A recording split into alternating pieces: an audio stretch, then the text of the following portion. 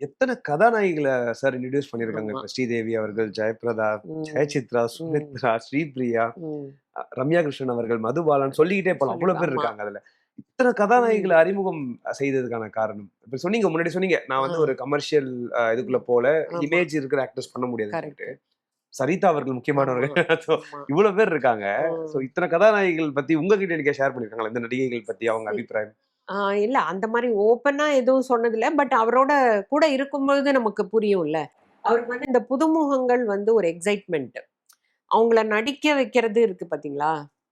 தான் நெனச்சிட்டு இருக்கிற ரோல அவங்க பண்ணி, அவங்க கிட்டேருந்து அந்த நடிப்ப வாங்குறதுங்கிறது அவருக்கே ஒரு பர்சனல் சேலஞ்ச்.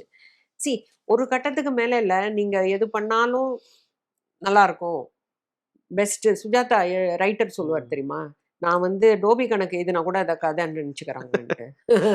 அந்த மாரி. ஸோ, அவருக்கே வந்து தனக்கு வச்சுக்கிற டெஸ்ட் என்னன்னா ஒரு சேலஞ்ச். ஒரு புதுமுகத்த நடிக்க வைக்கிறேன்.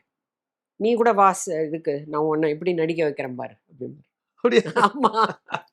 ஸோ, அந்த மாரி அவருக்கு வந்து உங்களுக்கு இருந்திருக்கா என்னைக்காவது? இல்ல, இல்ல எனக்கு அந்த இன்ட்ரெஸ்ட் இல்ல. நான் சொல்றேன். அந்த மாரி அவர் வந்து challenge. He likes that. So, அது என்ன ஆயிடுது, அந்த க்ரூமிங்கிறது அவர் ஒரு ஃபுல் டைம் இது மாரி எடுத்துன்ட்டாரு. அவ்வளோ பேர பட்டத்திட்டி ஆ அனுப்பியிருக்கிறாரு அவரு. அதான் சொல்றேன். அது ஒரு ஃபர்ஸ்ட்டு வந்து அவர் நெசசிட்டில பண்ணியிருக்காருங்க.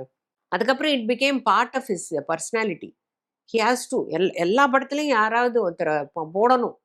அது அவருக்கு இட் பிகேம் ஹிஸ் ஹாபிட் மாரி ஆயிடுச்சு. ஹேபிட் மாரி ஆயிடுத்து.